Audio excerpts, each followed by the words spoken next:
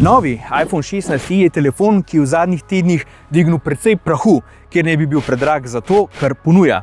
To pa zato, ker Apple ga promovira kot budget telefon in kot vstopno napravo v njihov ekosistem, ki ne bi nadomestila dosedanjo SE linijo. Zato je tukaj na mestu, da postava eno precej pomembno vprašanje. Ali je iPhone 16e zares budget telefon, ki ga lahko priporočiva večini? Zdaj bom jaz kartelo skočil, Andraž. Odgovor je tako simpel, da ga mi po moje lahko že dava kuj na začetku. Ne. Zdaj samo upam, da boste vsem ta video pogledali do konca, da izveste razloge, zakaj to ni telefon za priporočiti kar tako na prvo roko. Že če pogledamo ceno za ta telefon, ki se giba okoli 720 € za telefon z 8 GB RAM in 128 GB notranjega spomina, je to bistveno previsoka cena za to, kar ponuja. Hkrati je ta cena daleč od tega, da bi lahko rekli, da spada v kategorijo budget telefonov. Če želite kupiti telefon v tem cenovnem rangu tega telefona, si rajš pogledajte, bodisi kaj ponuja konkurenca, bodisi lansko letem 15 Pro model za podobno ceno, ki po večini speksov je kar dosti boljši od tega telefona. Ja, je pa tukaj še eno vprašanje. Ali je 16e slab telefon? No, tudi tukaj je odgovor ne, daleč od tega, da bi bil slab. Problem je samo v tem, da je Apple sam sebe pri tem telefonu hendikepiral s tem, ko ga je naredil predrazga z razlogom, da bi kupci posegali po ostalih dražjih iPhone modelih. No, saj bova vse razložila celoten video. Da naredimo zdaj, ko smo v studiu, korak nazaj in hkrati še en povzetek. Apple je 19. februarja predstavil iPhone 16e, duhovnega naslednika SE linije, ki smo jo ocenjevalci zadnja leta kar precej kurcali, ker je bila oblikovno zastarela, sicer dobrim procesorjem, slabo baterijo, sprejemljivo kamero, vse to pa je bilo v ogrodju, ki je bilo že več kot pol leta zastarelo. Zato so v zadnjem SE modelu leta 2022 v najnih končkih dala naziv Bust of the Year, ker je bil precej grozen telefon za svoj čas, po mojem. No, Apple je na vse te kritike SE linije odgovoril s tem, da je dal ven 16e, pri čemer noben glih točno ne ve, kaj pomeni ta E na koncu. Neke govorice so, da ne bi to pomenil kao essential, kot bistven, za bistvene stvari na telefonu, sam kdo bi dejansko vedel, če je to res. In kaj sploh ponuja 16e? Telefon je dobil nov, modernejši dizajn, ki spominja na iPhone 14, kar je super, ker je bil SE res že zastarel. Pri EU je pa Apple zbral sodobnejše materiale, funkcije in dizajne, ter jih zbasal v kao cenejšo pakungo. No, iPhone 16e ima sicer zgoraj še vedno noč, oziroma izrezal obrobu za Face ID namesto dinamičnega otoka, ampak whatever, je vsem zdaj bolj modern dizajn, vsaj kakor pri SE-jih. Tukaj je važno, da ima varno odklepanje naprav s faco, pa tudi, če nima otoka, se gre konec koncev za budget telefon. A ne? No, zapomnite si ta izraz, ker bo še velikokrat prišel na plano v tem videu.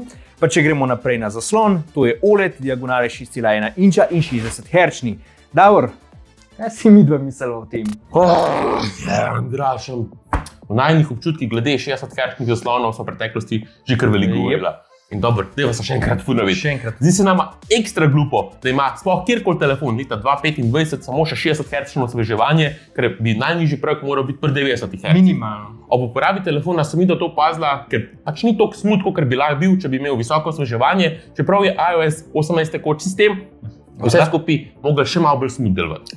Dedki in babice tega verjetno ne bojo nekako opazili, ampak kaj? Davor, ne vem pa, če so oni čist res edina neka velika target grupa za ta telefon. Ja, sam je pa dejstvo, da telefon daje feeling, da je manj tekoč, kot bi dejansko lahko bil. Ja, s tem se pa lahko strinjam. Poleg tega pa ta zaslon tudi ni toliko svetu, kot ga imajo dražji bratje. Se je max svetilnost do 800 nitov oziroma kandel, kar je kar malo in se pozna, če na njem neko vsebino v zunanji in na svežem zraku gledate, tudi če ni močnega sonca.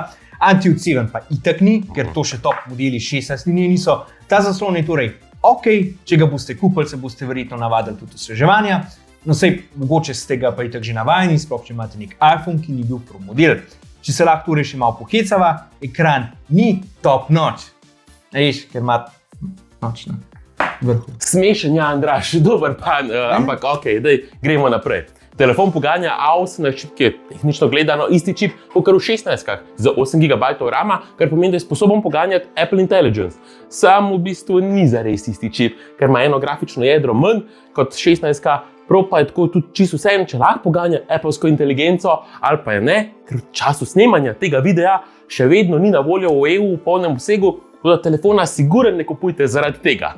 Ja, zdaj mora biti iskrena, da niti nisva ziher, zakaj Apple toliko poriva svojo inteligenco v spredje, ker so jo itak čist prezgodaj dali ven v tem poskusu, da bi dohiteli konkurenco, čeprav še niso bili pripravljeni. Plus to, da še ni povsod na voljo. Ker hočem povedati je to, da tudi če ta telefon ne bi omogočil Applovega AI-ja, ne bi bilo čist nič hudega, pa še lahko bi prišparali na čipu, pa noter dal lanskoletnega, ki bi bil še isto čist dober in mogoče še kakšno drugo dodatno komponento. Če ti pa življenje že da limone, moram pa povedati, da je čip zelo dober. Kakor vidite, tudi po rezultatih stresnih testov za vsakodnevno rabo je vrhunski, ker Apple odpira in zapira hiter, poganja zahtevne špile, pač vse lažje in zahtevnejše taske naredi brez problema. Tukaj lahko rečeva, da se nimava kaj za pritoževati in Apple od naju dobi celo en velik palec gor. Midva sva sicer telefon dobila na izposojo za test od Telekoma Slovenije, za kar se jim iskreno zahvaljujeva. Na začetku sva omenila prosto prodajno ceno, pri Telekomu pa telefon itak lahko dobite tudi na vezavo za 24 obrokov po 28,50 evrov. Vzamete ga pa lahko v mat črni ali pa mat beli barvi. Ja, z raznolikosti v barvi Apple res ni pretiraval, mislim, da že dolg, pa nobenemu telefonu niso videli toliko osnovnih zile barv, ampak takle imamo. Ima pa telefon vsaj matirano hrbtišče in deluje full čisto. Zakaj? Budget telefon vsem deluje precej premium. To mora tudi pohvaliti. Ja. iPhone 16 v rokah nikakor ne deluje ceneno, temveč kot en eleganten premijski telefon, ki je glih prav velik, a hkrati še udoben. Yep. Ta premium feeling podpre s tem, da je spredi in zadnji iztekla, ker je velik napredek od tistega čip feelinga, ki smo ga imeli po SE liniji do zdaj. Pa na srečo ima valjda tudi USB-C vhod, ki ga v bistvu itak mora imeti glede na veljavno evropsko zakonodajo. Ja. Mislim, da so se iPhone uporabniki, upam, da počasi že navadili na to, da je čisto super stvar. Ja. Apple je prav tako dodal še celo stiski gumb, ki ga lahko programirate na karkoli želite. Naprimer, da da na mesto bliskavice kakšen drug app ali pa upravilo gor date. Tukaj iskreno lahko rečemo, da je vseeno. Tudi če Apple bi tukaj prišparal in dal na mesto tega klasičen mute switch, kakor ga je imel vsa ta leta, bi bilo čisto ok, glede na to, da gre za najbolj osnovno verzijo telefona. Pa iskreno ne vem, če res action button kaj folka uporablja. Hitimo naprej, tako da pejmo kar direkt na kamere. Oh, fuck. Pardon, zajebil sem. Mogu bi reči kamera. Sama kamera. Ja. Ta ima senzor velikosti 48 megapikslov, Apple pa je pomenoval, da je enem fuzijska kamera, kar je seveda marketinška poteza, ker je dejansko za eno samo kamero, pri kateri povečavi dobimo z dvakratnim kropom prvotne slike. Podobno kot pri navadnih 16-kah pri glavni kameri. Ja, tukaj se pa v bistvu poraja vprašanje, če je ena sama kamera dost za budget telefon. Glede na to, da jih imajo vsi tudi cenejši več. Ja, pa načeloma celo je, sej fotke so zelo solidne za ta cenovni rang, pa itak je to Apple, ki sigurno ne bo pustil, da so sliko slabe. Tako da tle ni veliko stvari, za katere bi lahko rekla, da je karkoli narobe. Pač vse solidno in zadovoljivo. Je pa res, da najbolj deluje podnevi, ko je dost svetlobe, ker je senzor precej manjši, kot je pri ostalih 4 modelih 16 serije. Tako da zato nočne fotke mogoče niso tako dobre, pa tudi hitro premikajoče se objekte počasneje zajame in so lahko malo zamegljeni. A bi bilo fajn, če bi vključili še dodatno ultraširokokotno kamero. Zdaj, ne bi bilo slabo, sploh zato, ker imajo že cenejši telefoni sistem 2 ali pa so 3 objektivov, pa pustimo ob stran, da je tretji ponavadi makro, ki itak sploh ne bi smel obstajati. V tem sva že milijonkrat govorili. Ja, kar hoče povedati je, da nisva čist fiks, če je najbolj nujno, da je Apple prišparal glih na kamerah, ker včasih prav pride na kakšno večjo stavbo ali pa razgled ali pa kakšno kol drugo stvar slika s širšim kotom, če pa hočeš potem uporabiti manjši del te fotke, pa bi krop ultra širokokotno verjetno prav prišel, recimo tudi za makro. Ampak glej, itak, če ste že na navadni 16, ki sam 2 kameri, ne more Apple dati tudi 2 kamer sem gor, pa je dal sam eno. To je pač zanimiva Appleova logika, da naredijo budget telefon. Torej, to ni mobitel za fotografske navdušence, ki rabijo imeti krem de la krem, ampak je za tiste, ki rabijo najbolj možno osnovo. Če pa hočete imeti karkoli več od tega, pa boste mogli poseči po dražjih modelih. Ja, vse lahko na 16e naredite fotke s portretnim modom prejšnje generacije, prav tako tudi fotografske stile prejšnje generacije, ne najnovejših. Na tem telefonu tudi nimate portretnega videa, nimate super stabiliziranega akcijskega načina, ne morete delati makrofotk in nimate camera controla oziroma gumba za nadzor kamere, kar je sicer čist ok, ker gre za odvečen gumb, ki ni bil do konca izrabljen niti pri običnih 16. Lahko pa pri tem telefonu videe spredi in zadnji snimate v 4K do 60 fps, kar je zelo dobrodošlo, tako da za video res ne rabi skrbeti, kot smer pri iPhone-ih. Edino, kar morate imeti v glavi, je to, da 16e nima optične stabilizacije s premikom senzorja, ampak ima samo navadno standardno optično stabilizacijo, kar pomeni, da se pri bolj akcijskih posnetkih, kot je na primer smučanje ali pa tek, tresljaji ziher bolj poznajo, kot pri iPhonih, ki imajo to sensor shift tehnologijo. Zdaj, a je to ful opazen? Ne, je pa še vsem dosti, da se vidi, sploh če uporabljate bolj moderne iPhone. Poleg tega lahko s pomočjo audio mixa tudi odstranite zvoke ven iz ozadja videa, kar je kar malo presenetljiv glede na budget model telefona. Kako se lahko recimo tale voda izreže ven ali pa drugi glasovi, ki so tukaj naokoli. Bomo videla, če to deluje ali pa ne. Da ta telefon bi bil kar čuden, pa dobro, da to deluje. No? In sam dokazuje, da 16i vsaj na enih koncih dosti močna naprava tudi za take zahtevnejše teste. Daleč najboljša lastnost tega telefona je sicer po najnem mnenju baterija, ki je sicer še zmeraj litij-ionska in je velikosti 4005 mAh. Torej, ni glih največja na trgu, niti se ne napila hiter, ker se v pol ure napila samo za 50%. Brežično pa omogoča samo prvo generacijo čip brežičnega filanja 7,5 W, ki je blazno počasen. Ampak goddamn, koliko je to dobra baterija. Treba je poudariti, da je tudi večja baterija od navadne iPhone 16. Tako da, wow, tukaj sva res kar presenečena. Kamot zdrži cel dan in celo v naslednjega, če telefon uporabljate zmerno, ker je samo za to veliko baterijo, ob tem, da ni silicij ogljikova, ful impresivno. A si sploh lahko predstavljate, koliko bi ta telefon zdržal šele, če bi dejansko imel tisto baterijo noter. Če telefon ne bi imel toliko zasoljene cene, bi ga lahko priporočila že zaradi te baterije.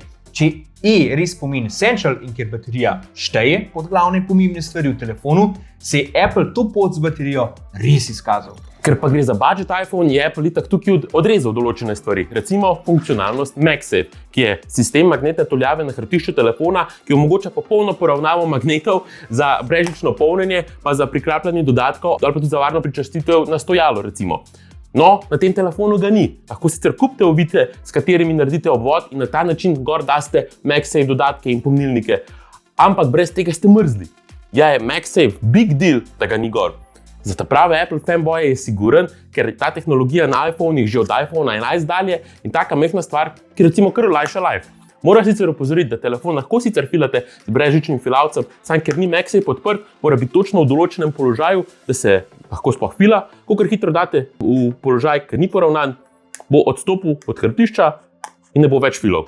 A pa je pomemben za bolj naizi uporabnike, ki so prišli iz starih SE-jev ali pa starejših iPhonov, ki sam hočejo imeti nek iPhone in mogoče niti ne uporabljajo toliko brežičnega polnjenja in filajo samo na kabel. Verjetno ne. In zaradi njih bi lahko kamot skensil brežično polnjenje, pa bi lahko še dodatno prišparali. Bo pa Apple na dolgi rok siguren prišparal s tem, ko je začel delati svoje lastne C1 modeme za sprejemanje mobilnega interneta namesto Qualcommovih.